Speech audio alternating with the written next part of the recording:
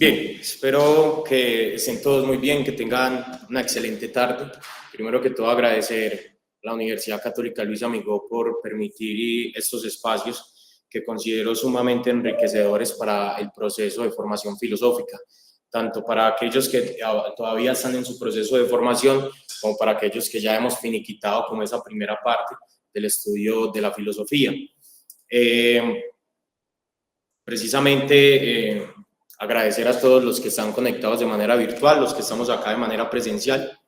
Quisiera entonces iniciar esta conferencia, ojalá que el tiempo nos sea prudente. Espero generar una intención de vincular o de pensar el estoicismo de una manera que aboga por un rescate al ortodoxo, un rescate precisamente a la tradición de la filosofía estoica y hacer precisamente una crítica que prevalezca o que haga que en el pensamiento de las personas de nuestra época pues sea precisamente una forma en la que ellas se puedan desvincular de esta nueva idea, o al menos un pensamiento un poco más crítico respecto a cómo se entiende el estoicismo el día de hoy. Creo que es fundamental que cuando hablamos de estas filosofías antiguas tengamos que ser conscientes de que son filosofías que nacen a partir de un contexto en específico. Como dice el profe Luca Tomaso, no podemos considerar el texto sin contexto. De alguna u otra manera, la filosofía también hace parte, al menos en estos sentidos muy históricos de la historia a la cual se vincula. No podemos pensar entonces el estoicismo antiguo y el estoicismo moderno como parte de la misma corriente o como una continuación precisamente de toda esa tradición y toda esa historia de la antigüedad, puesto que los contextos históricos ya no son parte, los contextos históricos de la Grecia helenística, el periodo helenístico, esa Roma también helenizada, ya no es propio de nuestro pensamiento y de nuestra forma de ser. Sin embargo, creo prudente entonces comentar un poco como ese origen de lo que respecta al nacimiento de la filosofía estoica, comentar un poco de esa tradición, un poco de esos elementos fundamentales, de esos dogmas fundacionales, que esto va a ser muy importante para desarrollar a lo largo de la conferencia y que va a ser uno de los temas centrales precisamente de la diferencia de ese estoicismo moderno al estoicismo ortodoxo o el estoicismo antiguo.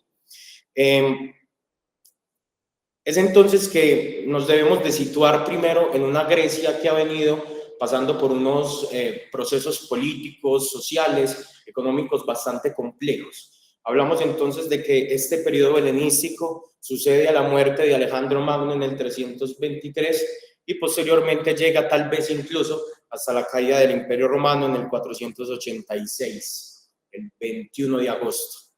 Entonces, al menos este Imperio Romano de Occidente, ¿cierto?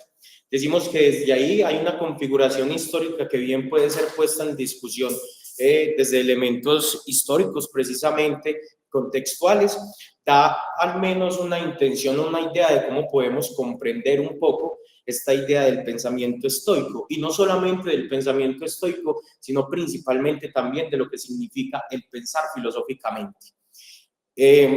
La escuela es fundada entonces por Zenón de Sitio alrededor del 300 a.C., un contexto muy rápido. La idea de la conferencia no es precisamente hacer un análisis histórico de la fundación o una cronología de los hechos, pero sí es bueno ubicarnos precisamente en el tiempo. Zenón proviene de Sitio, que es una ciudad griega con orígenes fenicios. Yo creo que aquí hay un punto fundamental para que empecemos a considerar cómo el estoicismo se empieza a configurar como una filosofía renovada frente a la tradición estoica. Pero esa renovación de la tradición filosófica no es precisamente una forma de abandono de la tradición griega y de la filosofía clásica anteriormente pues promulgada por pues, estos filósofos de la época clásica. Entonces, esa configuración de que precisamente su fundador, Zenón de Sitio, sea un filósofo que no proviene del círculo social de Atenas o del círculo filosófico precisamente de toda esa tradición ateniense, nos va a decir y nos va a plantear que tal vez hay otra tradición que sucede también en el pensamiento de Zenón y que va a configurar esas nuevas formas de pensamiento y esa nueva forma de comprender lo que entendemos por filosofía estoica. La fundación es ciertamente curiosa.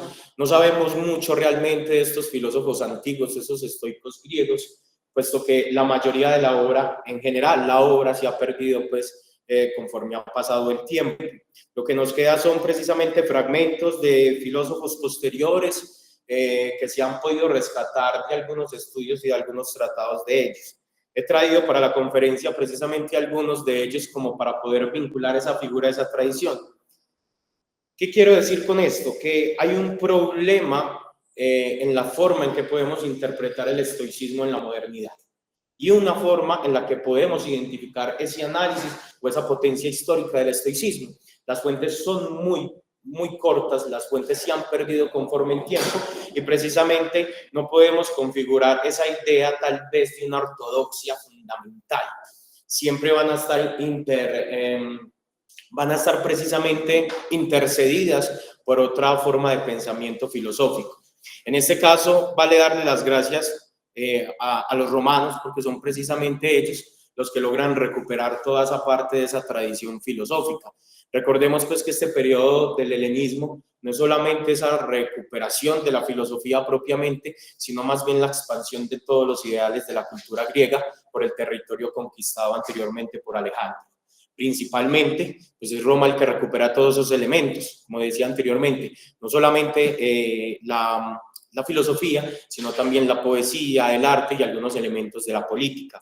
Siempre me gusta decir que cuando hablamos de estoicismo, precisamente consideramos tal vez como la filosofía más famosa dentro de lo que respecta al Imperio Romano, a la República tardía y al Imperio Romano temprano. Pero es bien curioso porque un historiador romano, precisamente, Indro Montanelli, nos va a comentar de que Roma era estoica incluso antes de conocer el estoicismo. Entonces, eso también nos da una idea de cómo sucede esa facilidad en que precisamente de todas las escuelas helenísticas sea el estoicismo la que tenga más popularidad entre el ciudadano romano. Recuerden que no es la única, también tenemos poetas en un estilo muy epicúreo, como es el caso de Horacio. Tenemos poetas en un estilo ya macedonista, como el caso de los poetas elegíacos, de todo este círculo mecenas como Catulo, Tibulo, etc. Entonces, qué bueno que nos ubiquemos en ese momento del tiempo y ubiquemos que precisamente estos fragmentos en su mayoría provienen de Diógenes Laercio, de la obra de La vida y opiniones de filósofos ilustres. Lo que nos lleva a decir que esto es precisamente doxografía, no es un estudio historiográfico que pueda concretarse o que se pueda ver desde un ámbito de la historiografía precisamente moderna.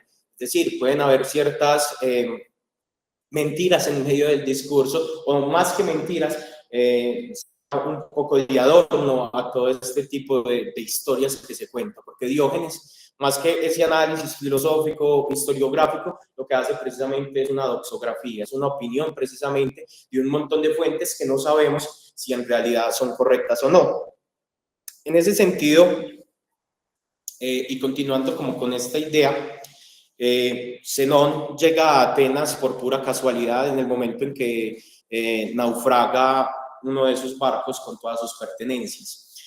Zenón provenía de una familia comerciante, de una familia que comerciaba precisamente con la púrpura, es decir, era una familia muy acomodada, ya había conocido algo de algo de filosofía, puesto que su padre en los viajes como que le iba presentando algunos elementos de esa literatura filosófica, de esa filosofía como tal, ¿cierto? Sin embargo, nunca se había determinado en centrarse un poco en ese pensamiento, pero lo que hace este naufragio, que luego vamos a entender tal vez como una paradoja, precisamente, o esa paradoja del mal, precisamente para el filósofo estoico, es que gracias a ese naufragio, pues se nos termina conociendo la filosofía. Al conocer la filosofía en todo, nos cuenta Diógenes que se acerca en una librería, lee un tratado de Jenofonte, de las memorables precisamente de Jenofonte, y le pregunta al librero que dónde puede encontrar hombres de ese talante. En ese momento nos cuenta mágicamente, precisamente es Crates de Tebas, un filósofo cínico que pasaba por enfrente de la librería y el librero le dice que lo sigue. Inmediatamente Zenón lo sigue. Al seguirlo entonces nos damos cuenta de que alrededor de 10 años Zenón convive con Crates de Tebas, este filósofo cínico, tal vez el último de los grandes conocidos, y además de eso también es alumno de Estilpón de Mégara, que era un discípulo de Diógenes de Mégara, que precisamente es el fundador de los megáricos, también una escuela helenística. ¿Qué quiere decir esto? Hay una doble tradición entonces en la organización de la filosofía estoica, y es que tenemos por un lado una tradición cínica que viene también de una tradición socrática, ya luego lo vamos a ver con más detenimiento, y también tenemos una tradición megárica que también pues lo vamos a ver específicamente desde la física, perdón, desde la lógica y desde la física, desde los megáricos y desde la ética en el ámbito socrático. El nacimiento precisamente de la filosofía, y con esto de nuevo hacer ese énfasis a esa gran diferencia que luego vamos a tener precisamente entre el estoicismo antiguo y moderno, es principalmente en que el filósofo estoico es un filósofo que se vincula con la tradición de su escuela. No es un filósofo que abogue precisamente por un abandono, sino que es un filósofo que se dedica precisamente a la interpretación de los dogmas fundacionales del estoicismo en este caso. Y va a ser precisamente una característica de toda la filosofía helenística. Todos los filósofos de las escuelas helenísticas se vinculan con la escuela a modo de tradición, incluso en algunos casos de manera incluso muy religiosa, como es precisamente en el epicureísmo. Sin embargo, la historia que nos cuenta Diógenes es que luego del naufragio, Zenón acude al oráculo y el oráculo le dice que debe adquirir el color de los muertos para poder entender cómo vivir. La interpretación que da Zenón a esta pretensión de interpretación de la vida buena es que debe vincularse precisamente con los filósofos que lo antecedieron. Es decir, Zenón de inmediato reconoce la tradición filosófica anterior y lo que hace es resignificarla. Esa resignificación va a adquirir pues de nuevo estos colores de lo que luego conoceremos con estoicismo, ¿cierto? A modo pues entonces como de generar como de estas historias que nos cuenta Diógenes, una interacción con ello, es que son algunas historias un poco tanto curiosas, como el hecho de que cuando empieza a ser discípulo de Crates, lo coloca a cargar una cerámica llena de lentejas. Al cargarla ve que Zenón se siente avergonzado por ella y de inmediato lo que hace es con el báculo rompe la cerámica, lo que hace que Zenón quede totalmente lleno, tocado precisamente por las lentejas, lo que hace que Zenón salga corriendo de vergüenza, lo que Crates le termina diciendo que por qué huye si no ha sufrido ningún mal. Y aquí entonces vamos a identificar primeramente lo que significa esa tradición estoica que se vincula con una tradición precisamente y de primera mano ética. Entonces, como les decía, el filósofo helenístico, a diferencia del filósofo moderno que trata de crear un sistema sumamente, tal vez perfecto, donde todas sus partes se entrelazan, el filósofo antiguo, precisamente el filósofo del helenismo, es un filósofo que más que precisamente plantear un nuevo sistema, su tarea reside en explicar ya toda la teoría principal, los dogmas fundacionales de la filosofía, de sus escuelas principalmente. Esto no quiere decir en lo absoluto, si de pronto alguno lo está pensando, no quiere decir de que entonces no haya novedad en estos filósofos que no son fundadores, sino que cada filósofo integra un humor diferente a la forma de la interpretación, pero sigue respetando esos dogmas fundacionales. Es el caso, por ejemplo, de Marco Aurelio, tal vez uno de los más conocidos, que en sus meditaciones tiene un tono más pesimista que otros filósofos. Comparación de Epicteto, un filósofo que habla mucho más desde la serenidad, desde la ataraxia, desde la apatheia, precisamente de ese control de las pasiones, o el caso, por ejemplo, de Séneca, que en algunos momentos tiende a ser un poco más político y más social y por lo tanto un poco más fuerte en la forma de esa interpretación. En el estoicismo tenemos tres momentos específicos. Tenemos un estoicismo antiguo, que es el estoicismo de los fundadores, filósofos como Zenón de Sitio, su fundador, Crisipo de Solos, tal vez el escritor más dedicado de la filosofía estoica. Lastimosamente dicen que escribe más de 800 tratados, sin embargo no tenemos hoy ninguno de ellos. Tenemos además Cleantes de Asos, Aristón de Quíos, unos filósofos menores de pronto en la consecución de la escuela. Lo principal en este momento o en ese momento histórico que quiero que nos centremos es que hay un estoicismo medio que lo que busca es una traducción de esa filosofía griega al pensamiento precisamente romano, del civis precisamente romano, del ciudadano.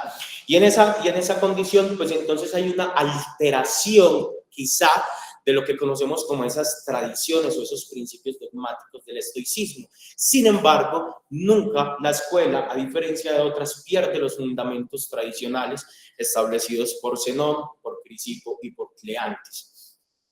En ese sentido, luego llega el último momento, que es el más conocido por todos y del que sí tenemos tal vez más bibliografía, que es el estoicismo romano, imperial o nuevo. Los filósofos más reconocidos y tal vez los más traídos hoy día gracias a este estoicismo moderno, como son Séneca, Epicteto y Marco Aurelio, ¿cierto? Con Marco Aurelio decimos entonces que termina esa tradición de estoica como escuela, tal vez como forma de pensamiento un poco más consolidada. Tenemos luego filósofos que comparten ciertos elementos estoicos, como es el caso de Boecio y su gran obra llamada La Consolación de la Filosofía, que es un tratado precisamente de dogmas fundacionales, incluso hasta podrían ser cristianos, estoicos y demás. El estoicismo no es una filosofía olvidada por la tradición. Lastimosamente, en el caso de Marco Aurelio, las meditaciones duran perdidas alrededor de 10, 9, 8 siglos. Entonces, no tenemos conocimiento realmente de toda esa propuesta filosófica de Marco Aurelio. Y lo que permite que luego también haya una oscuridad en la interpretación y hoy, pues, la forma en que se interpreta esa filosofía. En ese sentido, entonces, el filósofo no modifica esos dogmas fundacionales, lo que hace que el estoicismo a lo largo de toda su tradición pues mantenga esa figura.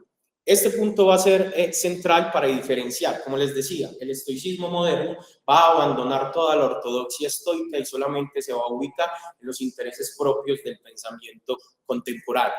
Abandona un elemento que luego vamos a ver que es conocido como la unidad del logos, el logos hegemonicón, el logos hegemonicón, es decir, la razón universal que ordena el universo. Eso va a ser fundamental y lo vamos a ver en las tradiciones en que vinculamos el estoicismo. Primer elemento tenemos la ética socrática, de donde proviene precisamente el dogma fundacional estoico de que solamente hay un bien moral y solamente hay un mal moral, ¿cierto? Eso va a ser fundamental para ir comprendiendo precisamente toda esta filosofía estoica. ¿Por qué? Nos va a decir en el caso de Sócrates que hay una figura en la que el hombre sabio, el filósofo o la persona dedicada al pensamiento filosófico solo debe tener una pretensión, que es precisamente buscar la virtud. Lo vemos en la apología de Sócrates en la siguiente cita. Y si por otra parte os dijese que el mayor bien es hablar de la virtud todos los días de mi vida, ya sea experimentándome a mí mismo, ya sea experimentando a los demás, porque una vida sin examen no es vida, o conocido en algunas otras traducciones como una vida sin examen no merece ser vivida. Entonces, desde Sócrates consideramos esta idea de que no hay ese mayor bien que el bien moral, no hay mayor mal que el mal moral, y es precisamente que el pensamiento del hombre sabio, que va a ser un tema central para diferenciar ese estoicismo moderno también, se debe vincular con la idea de virtud. Luego, también en esa misma apología, también Sócrates nos hace de nuevo no una introducción, sino asevera precisamente la intención del filósofo por buscar ese bien, por buscar la virtud. Cito, cuando mis hijos sean mayores os suplico los hostiguéis si veis que prefieren las riquezas a la virtud.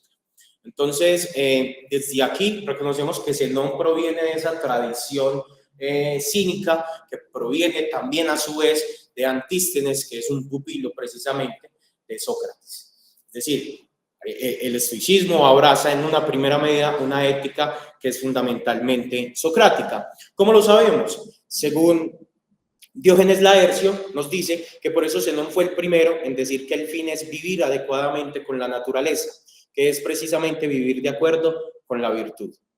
O luego Lactancio en las instituciones divinas nos dice, oigamos por tanto a Zenón, pues este a veces sueña con la virtud. El bien supremo, dice, es vivir de modo acorde a la naturaleza. Entonces, primer fundamento. La idea de virtud se identifica también por una figura de un autoconocimiento, que precisamente proviene de la idea socrática del conocerse a sí mismo, de esa frase inscrita, de ese no sos se autoconócete a ti mismo y conocerás a los demás. Entonces miremos que hay una figura del entendimiento, del pensamiento que intercede en la figura de la ética. Y eso el estoicismo y la filosofía griega en general lo va a entender desde el logos. Solamente que el principio fundamental de la filosofía estoica entendida como logos va a tener una pervivencia incluso divina, a diferencia de las otras filosofías de la época. Para el filósofo estoico, el logos es Dios mismo. Luego vamos a tener, como les decía anteriormente, esa tradición física que se ubica en el materialismo heraclitiano, y es precisamente de entender de que el universo está en una perpetua transformación. Reconozcamos que en Heráclito estamos hablando en primera forma, tal vez desde los griegos, en esta famosa teoría del eterno retorno. En este caso, el estoicismo la va a llamar como ekpirosis, que en griego significaría precisamente la teoría de la conflagración. Para el estoicismo, la física, primero, entendemos la idea de un monismo, es decir, hay una sola realidad y esa realidad es material. Incluso el logos, la razón, el alma en este caso, luego vamos a hablar un poco de ello, son elementos materiales, ¿cierto?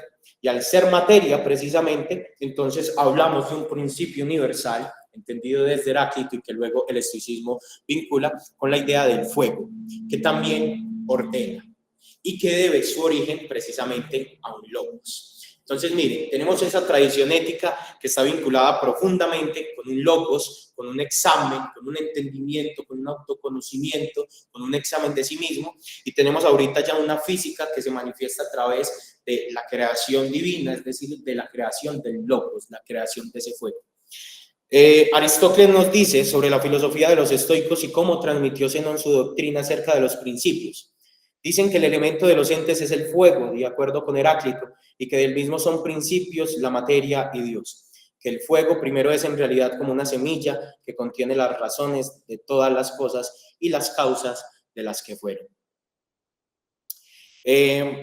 Reconozcamos entonces ahí esa tradición física que luego va precisamente a considerarse. No solamente Zenón es el único que habla de Heráclito. En el caso, por ejemplo, de Epicteto también hace algunas citas del filósofo de Éfeso, y Marco Aurelio también lo cita en algunas de los pasajes de sus meditaciones.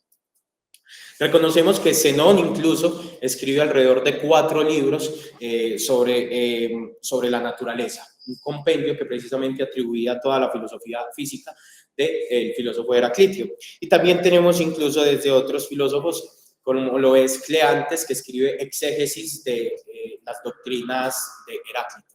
Es decir, Heráclito es un filósofo que pervive en la tradición filosófica estoica. No se puede entender entonces, y con esto vamos aseverando un poco de la tesis fundamental, no podemos olvidar al estoicismo y no podemos separar al estoicismo de la tradición filosófica en la cual se funda, ¿cierto? Es quitarle precisamente ese esqueleto. Diógenes nos dice, por ejemplo, que los estoicos dividían la filosofía en 3 partes, y eran en esas partes donde cada parte de ese cuerpo del organismo, o incluso de un huevo, la yema, la clara, la cáscara, significaba algo precisamente del pensamiento y la filosofía. Y luego la lógica, mejor conocido desde el punto, la dialéctica, que se vincula con una tradición megárica y una tradición aristotélica. La enseñanza de la filosofía consistía en general de todas las escuelas helenísticas, principalmente del estoicismo, en una formación en la discusión y la argumentación, ¿cierto? Cicerón, tal vez uno de los grandes intérpretes de esta filosofía estoica, curioso porque nunca termina de vincularse con un estoicismo, es más bien un eclecticismo de todas las filosofías griegas, pero lo podemos ver, por ejemplo, en el tratado de Ófici, es decir, los tratados sobre los deberes, que Cicerón termina dándole mucho más razón a la tradición estoica que a otras filosofías en general. Nos dice esto es de Zenón, el estoico: todo el arte del discurso, decía, se divide, como ya lo expresó antes Aristóteles, en 2 partes. La retórica se parece a la palma de la mano, la dialéctica al puño, porque los retóricos hablan con mayor amplitud y los dialécticos con mayor concisión. Entonces, ya reconocemos esos tres momentos, precisamente, o esas tres tradiciones en las cuales fundamos la filosofía estoica. Eso quiere decir entonces que la filosofía estoica está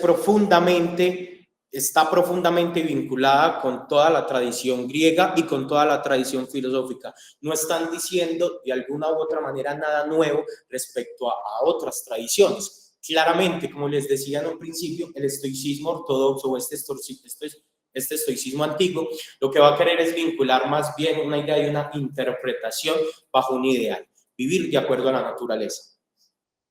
Eso yo quiero que sea fundamental para que vayamos como comprendiendo ya más esa idea de los dogmas fundacionales.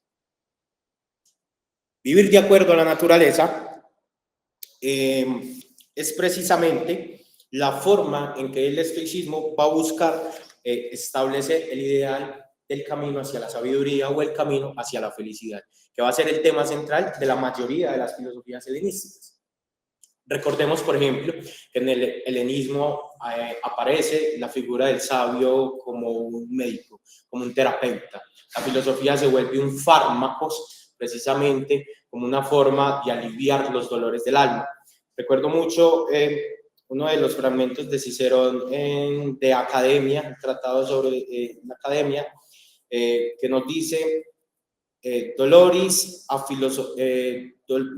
Doloris medicinam a filosofía peto, es decir, a la filosofía le pido los remedios para los dolores del alma.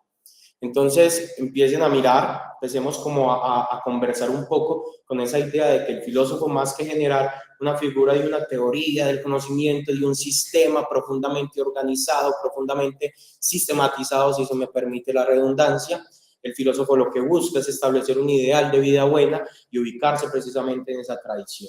El filósofo estoico principalmente solo tiene una pretensión: vivir de acuerdo a la virtud suprema, es decir, vivir de acuerdo a la razón.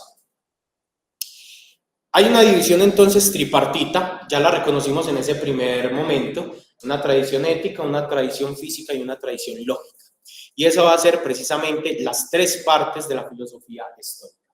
Esas tres partes de esa filosofía estoica la entendemos primero desde la lógica, que son las teorías respecto a las reglas y los criterios, que está dirigida al descubrimiento de la verdad.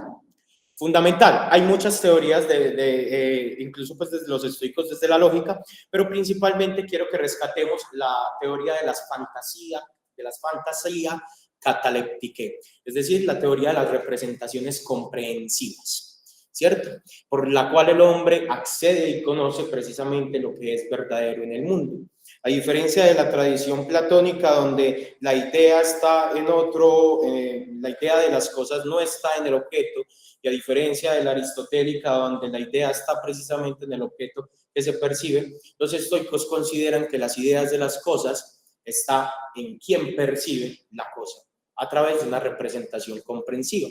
Pero entonces, miren, esa lógica, esa figura de la representación comprensiva exige que hay un logos, hay un entendimiento, hay un conocimiento de las cosas en esta forma de entender lo que es una representación comprensiva. Es el alma quien, a través de la información otorgada por los sentidos, esa información se imprime a modo de sello en el espíritu, y luego esa representación comprensiva, es decir, la razón, vivir de acuerdo a la virtud, el bien, es capaz de distinguir lo que está precisamente observando. Además de eso, el estoicismo divide entonces estas teorías para el descubrimiento de la verdad entre retórica, como lo hablábamos, desde los megáricos y desde Aristóteles, y la dialéctica, y nos dice que entonces esa retórica es hablar bien en los discursos, pero que la dialéctica es dialogar correctamente por medio de argumentos. ¿Qué va a vincularse el estoicismo? Dice, la retórica sirve para las propuestas políticas, para las propuestas en las que es necesario comunicar a grandes masas la información, pero para el sabio o el hombre sabio es necesario que sea más bien esa tradición dialéctica la que se vincule. Más que el sabio tener conocimiento en retórica, debe ser un dialéctico. Luego tenemos entonces la ética, teorías respecto al impulso, ante los bienes y los males, ante las pasiones, ante las virtudes, e incluso finalmente ante la idea del fin del valor primordial, es decir, de la virtud. Yo quiero que nos vayamos quedando con esa división. Eso va a ser fundamental para también luego dar esa división frente a lo que considera el estoicismo moderno. Tenemos entonces la física sobre los cuerpos, sobre los principios, sobre los elementos, sobre los dioses, y que se vincula bajo tres principios fundamentales. Es decir, son teorías respecto al universo, respecto a los elementos y respecto a las causas. Esa tradición y esa división no está separada una de otra. La física no es nada diferente, tiene un objeto de estudio ciertamente un poco más concreto, pero no se divide en lo absoluto de la ética, no se divide absolutamente de la lógica. Para entender la física hay que entender también la ética y hay que entender también la lógica estoica. Y asimismo con todas las partes. Les decía que Diógenes, por ejemplo, decía que los estoicos comparaban la filosofía a modo de un huevo. La cáscara era la física, la clara de huevo era la lógica y la yema del huevo era la ética. Son comparaciones bien curiosas que de pronto nos pueden dar. No podemos entender el huevo sin ninguno de esos componentes. Es decir, no podemos tampoco entender la filosofía estoica sin ninguna de las tres partes concebidas. Y ese va a ser el elemento y va a ser uno de los elementos principales de la división del estoicismo moderno, puesto que el estoicismo moderno no es capaz de comprender las tres partes de la filosofía, porque precisamente no guía los fundamentos del logos, del logo hegemónico, es decir, de la razón universal, ¿cierto? Entonces, ese estoicismo moderno a lo que se va a vincular es precisamente más bien a una interpretación de la ética estoica, pero olvida fundamentalmente todos los principios de la lógica y de la física. Y es por eso que quiero vincular esa división de las tres partes con los tres ámbitos del ejercicio del espíritu de los filósofos estoicos. Principalmente, esto se encuentra en Epicteto y en Marco Aurelio. Hadot va a decir que la filosofía estoica es una filosofía de la coherencia consigo mismo. Y esa filosofía de la coherencia no se puede precisamente entender bajo esa división en la que se separan las partes, sino más bien en la unidad de un todo. Y esa unidad de ese todo, ¿cierto? Nos hace pensar de que la filosofía, y tal vez eso es lo que lo ha hecho un poco más famoso en la actualidad, es que el estoicismo se convierte o se propone como un tipo de filosofía que, además de ser teórica, también tiene una figura de aplicación precisamente en la vida misma, ¿cierto? Pero esa aplicación debe ser una aplicación consciente, como les decía, a la división de estas tres partes. Entonces, en los estoicos antiguos vamos a encontrar, ¿cuánto tiempo me queda? 20 minutos. 20 minutos, perfecto. Nos va a decir que tenemos, y vamos a identificar entonces esa lógica con lo que es la disciplina del consentimiento, la ética con una disciplina del impulso y la física con una disciplina del deseo. Esa disciplina del consentimiento, es decir, la lógica, lo que se va a utilizar es la forma en que se aplican las teorías de las representaciones comprensivas. La labor de la representación comprensiva es identificar o ser capaz de establecer un juicio respecto a lo que puede ser bueno y puede ser malo para el hombre, en este caso para el sabio. Entonces, esa es la forma de aplicar la lógica estoica. No solamente es pensar a través de esa teoría del conocimiento, de esa epistemología, sino que es pensar también al estoicismo como una forma en la que se puede aplicar, o el hombre sabio puede aplicar esa idea de la filosofía en la vida misma. En cambio, esa disciplina del impulso es la que es capaz de identificar, o la que es capaz de establecer las acciones adecuadas para el hombre, ¿cierto?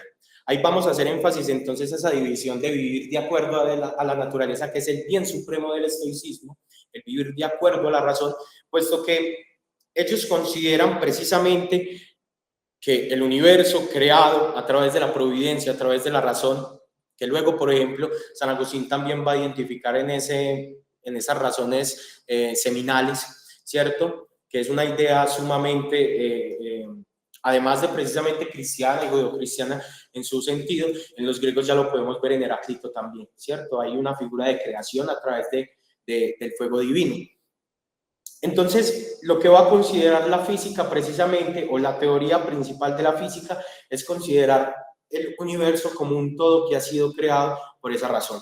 Los estoicos la llamaban que el mundo a través de Dios ha sido permeado por un logos espermáticos, es decir, por una razón seminal, ¿cierto? A modo de, precisamente, de cómo se fecunda la vida, en este caso el hombre, cómo el hombre posee razón a través de esa eyaculación, si se me permite plantearlo desde ese punto. Lo que quiere decir entonces que es el hombre el único que ha sido dotado de esa figura divina, y por eso el estoicismo incluso va a comparar mucho la idea del sabio con la idea de Dios. Dice que el hombre sabio no tiene nada que envidiarle a los dioses, puesto que considera tiene las mismas características. Esa disciplina entonces del impulso es en la cual el hombre va a buscar vincularse a través de una buena comprensión, una buena representación de las cosas y ubicar lo que le conviene a su espíritu y a su idea de sabiduría. Y luego esa disciplina del deseo, que es la física, precisamente esa voluntad de la naturaleza universal que quiere que nosotros estemos guiados siempre por la recta razón. Entonces, esas formas de aplicación del estoicismo va a ser una forma que nos va a dar precisamente más que todos los filósofos romanos. Los filósofos romanos, precisamente tal vez porque tenemos como bibliografía de ellos, podemos descubrir eso.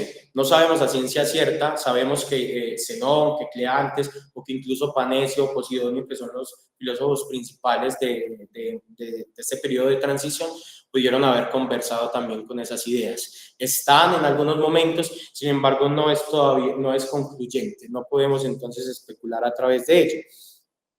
El sabio es capaz de aplicar estas ideas. El sabio es capaz de vincular esa división tripartita y establecer los tres ámbitos del ejercicio. El sabio es capaz de ubicarse en el mundo como una unidad y es capaz de vincular toda la figura de esa tradición estoica para poder alcanzar la sabiduría, precisamente la felicidad en este último caso. La forma de vivir del sabio es entonces, así mismo como la división de las tres partes de la filosofía, es una forma de vivir coherente con la naturaleza, con ese todo cósmico que se plantea, ¿cierto? Es decir, acepta las cosas que llega del mundo y forma un estilo de vida a través de esa aceptación, lo que conocemos como la famosa resignación estoica, que ha sido muy mal interpretada a lo largo pues, de este estoicismo moderno, neoestoicismo, si se le puede llamar de esa manera. ¿Cuáles son las virtudes entonces principales que el sabio debe entender? Y acá miren que entonces seguimos con esa concepción del logos que está permeando cada elemento. En la prudencia vamos a identificar que el hombre sabio que es capaz de conocer los bienes que hacen parte de la teoría de los bienes. Entonces hay un conocimiento, hay un entendimiento, hay logos precisamente en la concepción del hombre sabio. La valentía, en cambio, va a ser un conocimiento para la acción. Un conocimiento de saber en qué momento ejecutar cierto tipo de acciones. La justicia, el conocimiento de lo correcto y por último, pues la templanza, que va a ser el conocimiento de la recta razón por la cual nos guiamos. En este sentido, la sabiduría o la filosofía estoica y los filósofos estoicos, más que entender el estoicismo, entienden la filosofía como una forma de encaminarse hacia la sabiduría. Acá hay algo bien curioso porque esta idea de sabio es muy controversial en muchos de los estoicos antiguos, puesto que muchos consideran la imposibilidad del mismo filósofo por ser un sabio, otros consideran la posibilidad, incluso ser el único capaz de llegar a esa ideal de sabiduría. Con todo esto vamos reconociendo entonces esas tradiciones filosóficas estoicas, o al menos esas ideas principales del estoicismo ortodoxo, que va a ser el fundamental, el cual van a seguir alrededor de unos 500, 600 años durante toda la antigüedad.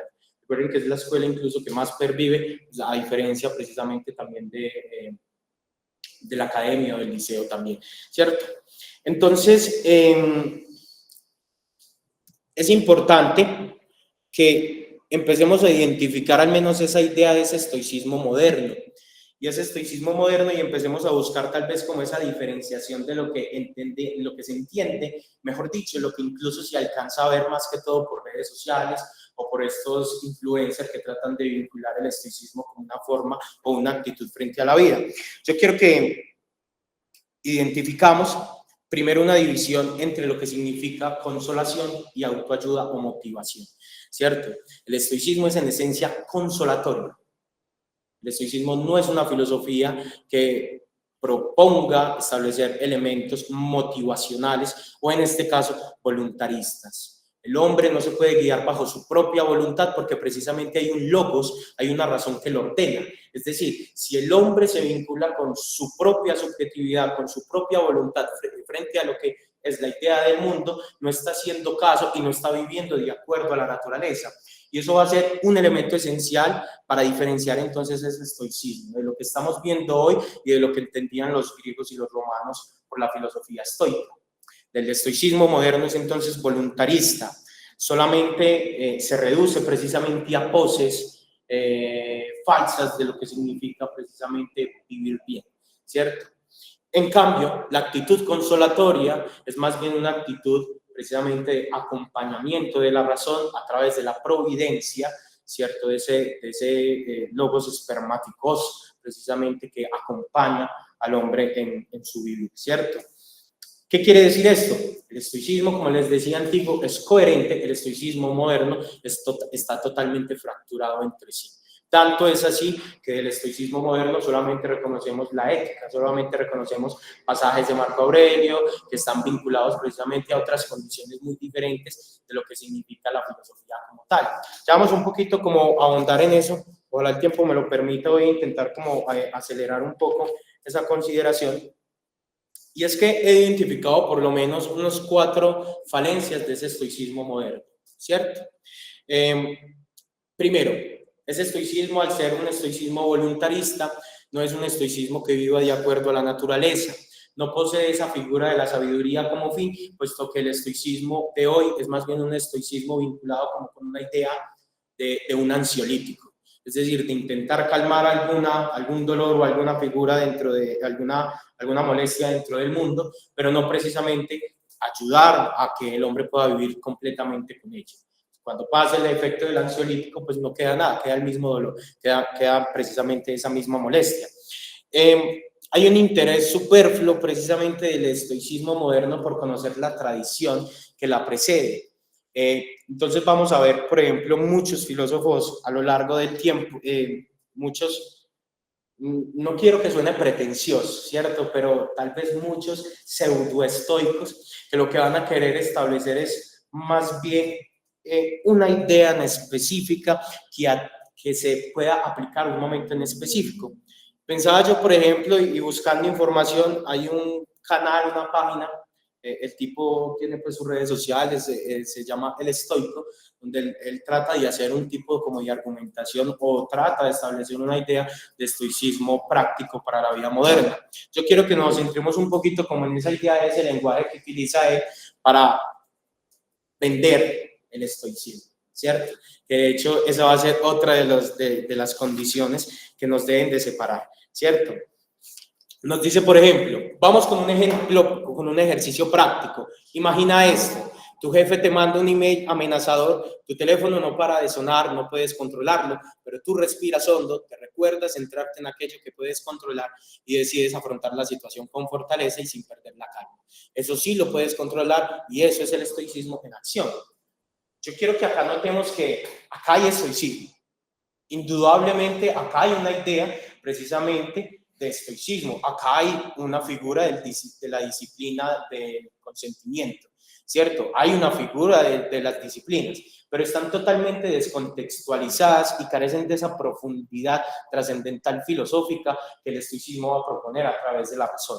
Lo que quiere él establecer, y luego en la página lo que él va a buscar es una serie de pasos, una serie de retos. Y eso es una característica de ese estoicismo moderno. Se vincula una idea de pasos como si ser estoico fuera levantarse todas las mañanas a las 5, bañarse con agua fría, tener un ayuno, no vestirse de manera buena, etcétera, etcétera.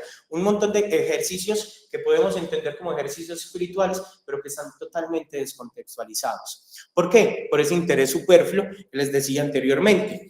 Ese interés superfluo radica únicamente, y ese estoicismo moderno lo que quiere es establecer, busca vincularse más que todo con las necesidades de un mundo totalmente consumista e incluso pues, a las necesidades del mercado actual. Después de la pandemia, leí un artículo que las ventas de las meditaciones de Marco Aurelio se incrementaron como 10 veces, ¿cierto? Entonces, no podemos vincular esa idea de estoicismo, con esto ya voy culminando, no podemos identificar esa idea del estoicismo hoy o ese estoicismo ortodoxo como un estoicismo que solamente se va a vincular propiamente con una necesidad de seguir unos retos. El estoicismo de hoy se vende como un bien, y eso es supremamente contrario a precisamente la ortodoxia. Decía Epicteto Epicteto, en palabras de Arriano, que es el discípulo que escribe las disertaciones, que si te gusta o que si te sientes interesado por la filosofía estoica, pues dedícate al conocimiento de la filosofía, pero nunca permitas que te llamen filósofo o que te llamen estoico, ¿cierto? Es decir, el carácter estoico ortodoxo, carácter ético del sabio, es más bien un carácter que no es para nada pretencioso frente al conocimiento de su filosofía. Es entonces que ese estoicismo moderno, como les decía, es el eje central de esa aplicación de los principios éticos únicamente, una actitud voluntarista que carece de todo ese fundamento de la razón universal. Lo que lleva pues como a la pregunta de considerar si se puede tal vez ser estoico hoy día, si se puede considerar la aplicación precisamente de la ortodoxia estoica. Lo que yo considero es que entonces puede haber un intento de aplicación que respete esa ortodoxia, que respete los principios fundamentales.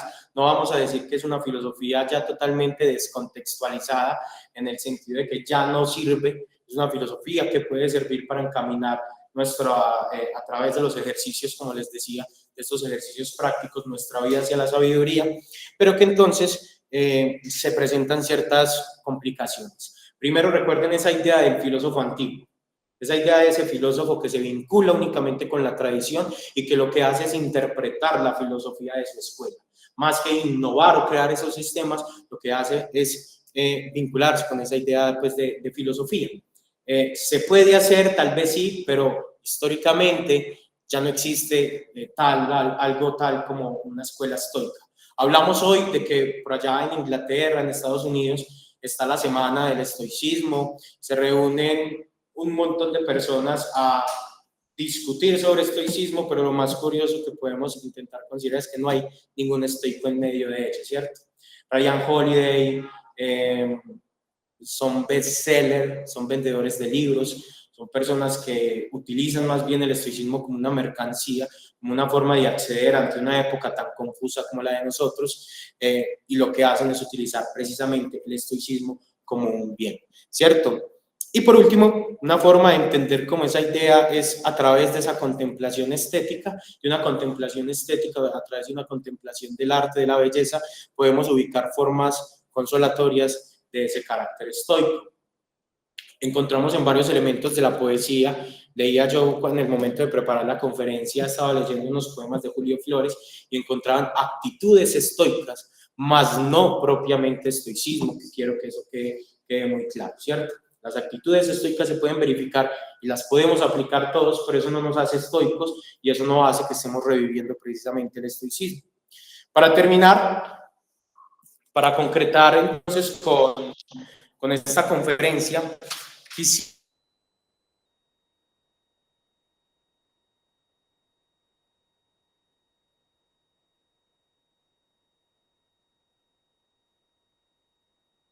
es la forma más interesante de cómo poder entender el estoicismo hoy y cómo podemos aplicarlo a nuestro contexto y a nuestra vida. Es una lamentación, si se me permite decirlo. A mucha gente no le gusta decir que Marco Aurelio es un filósofo pesimista. Para mí completamente lo es. Recuerden que Marco Aurelio escribe en las Meditaciones en los últimos años de su vida, cuando precisamente ya ha muerto su hermano Lucio Vero, que lo acompañaban en la dirección del imperio.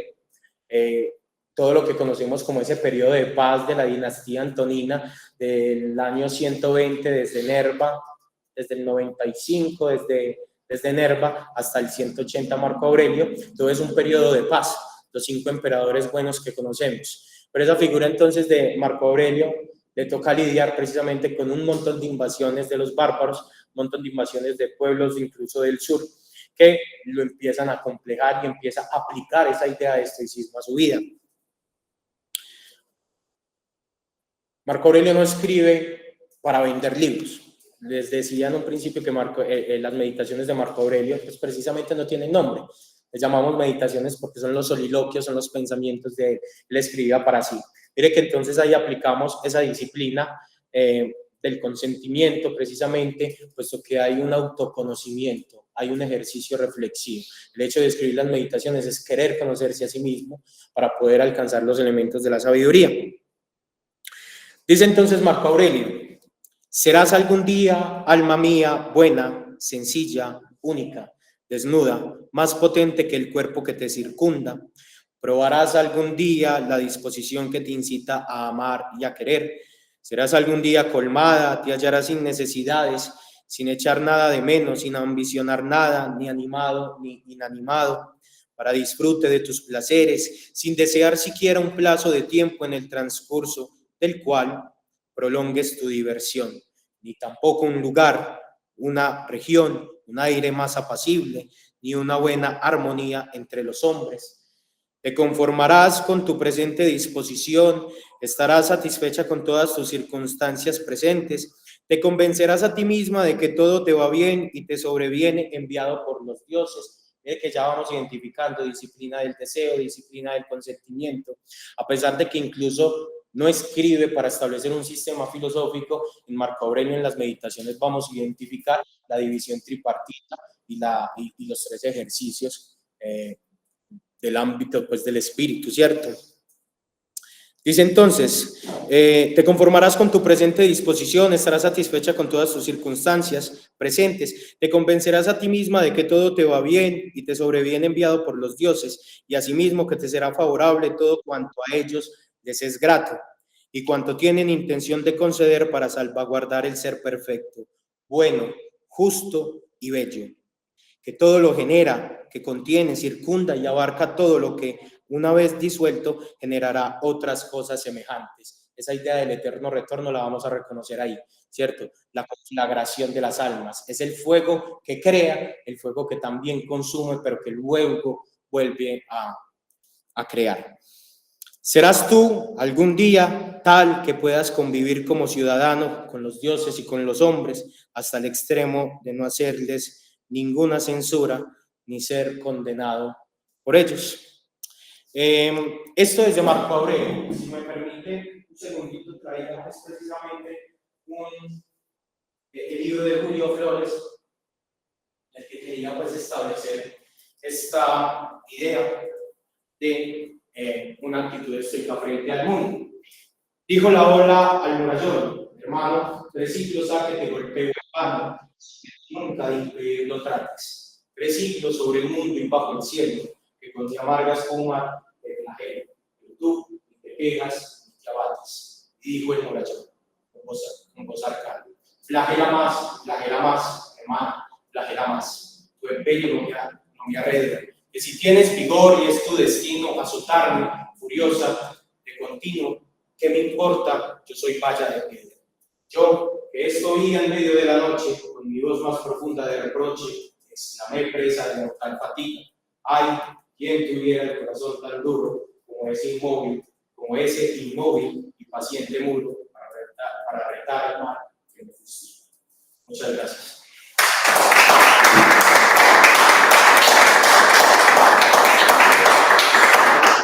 Disculpen si tenían alguna duda respecto a las obras. Estas 2 representaciones de la muerte de Catón, tal vez el ideal de sabio estoico por excelencia, un senador romano que ante la victoria de Julio César en la guerra civil decide suicidarse por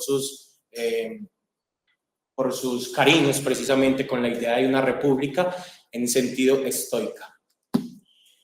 Federico, muchísimas gracias por aceptar nuestra invitación, por venir a compartir tu conocimiento, tu enfoque que ha sido tan permanente y tan constante alrededor del estoicismo la filosofía antigua. Realmente ha sido un privilegio poderte tener aquí con nosotros. Había unas claridades que realmente se necesitaban respecto a la manera en la que el estoicismo se está entendiendo actualmente. Y encuentro particularmente iluminador esa distinción que haces entre consolación y autoayuda, ¿cierto? Ese estoicismo moderno de los influencers, pues tiene muy buenas intenciones de orientar la vida, pero tal vez hay unos asuntos que fragmentan esa ortodoxia fundamental, que se convierten en un ansiolítico, en una autoayuda, antes en un reforzar el ego y reforzar el voluntarismo, cuando el estoicismo realmente ortodoxo, antiguo, nos llama a una vinculación con la naturaleza, a vivir de acuerdo con la naturaleza, como tú lo decías. Creo que esa era una claridad que necesitábamos urgentemente para poder entender el estoicismo como una orientación real en nuestra vida. Vamos a abrir un breve espacio para preguntas. Estamos un poco apretados de tiempo, entonces solo podremos abordar una o dos preguntas. Encuentro que una de las personas que está conectada, Eliana, levantó la mano. Eliana, ¿estás con nosotros? ¿Querías hacer algún aporte? Creo que sí, pero no está en la conexión en este momento. Ah, sí, está Eliana. Pero no. Bueno, Alex, gracias por estar. Me voy a acercar. Coloco. O si quieres, Sí. léelo. ¿Tú te acuerdas de Alex, no? Claro que sí. Alex está en conexión desde España y hace una pregunta. Entonces, si quieres, Listo. Voy a leer la pregunta de Alex. Dice lo siguiente. Gracias por tu exposición, Federico. ¿Por qué crees que se ha puesto de moda el estoicismo como forma de terapia personal? Es decir, que esta filosofía que se ha puesto de moda en el mundo empresarial, corporativo o motivacional, que tienen estas filosofías que parece fácil adecuarlas a esta forma de pensamiento individualista y terapéutico. ¿Por qué no pasa esto con el cristianismo o con otras tradiciones? Esto es lo que te pregunta Alex Federico. Alex, muchas gracias, hermano, por esa pregunta, porque creo que de alguna u otra manera va a significar esa importancia. Y es que al ser una figura muy voluntarista, a diferencia, por ejemplo, del cristianismo, que tiene una idea más comunitaria, ¿cierto? Permite que el individuo, y en una sociedad totalmente individualizada como esta, el individuo pueda vincularse con una idea o con una propuesta que le ayuda a llevar precisamente esa solitud en la que se encuentra. El cristianismo, a diferencia, pues va a proponer más bien esa idea comunitaria de un constante apoyo, de un constante trabajo precisamente para esa idea de comunidad. Y el estoicismo, lastimosamente, al carecer como de esas formas bibliográficas tan sistemáticas que de pronto otras filosofías van a contener, pues permite que haya precisamente una mala interpretación del pensamiento. El hecho de que Marco Aurelio haya, por ejemplo, escrito a modo de aforismos, a modo de pasajes, donde simplemente coloca sus pensamientos a partir de estas tres divisiones, pues hace que tal vez un lector incauto que no conoce tal vez esa tradición de la que hablábamos pueda vincularse de una manera un poco más personal, que le puede otorgar algo más de significado, algo más de sentido. Sin embargo, claro, la figura entonces de revivir una idea como ese renacimiento, pues hace que el estoicismo, a diferencia del cristianismo, que de pronto se ha mantenido un poco más fuerte, se ha mantenido más fuerte en la tradición, pues sea una forma incluso también de rechazo frente a ese tipo de vínculos. El estoicismo se vende muy bien, porque para explicar el estoicismo vos no tenés que explicar, o para que alguien de pronto entienda el estoicismo de una manera general, no tenés que explicarlo como lo hicimos tal vez en esta conferencia, como sí sucede con el cristianismo. Hay que entender, o hay una profundidad teórica más fuerte, en tanto que a primera vista no parece tan fácil. En cambio, el estoicismo, con simplemente decir de que eres dueño de tu propio destino, un poema, recuerdo un poema se me olvida el nombre de este poeta inglés, pero el último de los versos, creo que el poema se llama Invencible, Invictus, Dice, no importa cuán recto haya sido el camino, ni cuántos castigos lleve a la espalda, yo soy el amo de mi destino, soy el capitán de mi alma. Entonces, es muy fácil vender con pequeñas frases, es muy fácil hacer eslogan precisamente en una sociedad que ha estado tan marcada por esta idea del comercio. Entonces, hacemos un eslogan, creamos el canal de YouTube, lo planteamos y de esa manera pues gestionamos y vendemos más nuestro libro. Ryan Holiday, por ejemplo, si tú te suscribes al newsletter de él, cada día te manda una meditación estoica para que la apliques en la vida. Eso no sucede de alguna otra manera con otras filosofías que en su carácter o al menos en su carcasa pueden tender a mostrarse como más complejas. Gracias, viejo Alex. Un saludito para Valladolid. Bien, tenemos un espacio breve para una última pregunta aquí en el auditorio. Kevin, te escuchamos.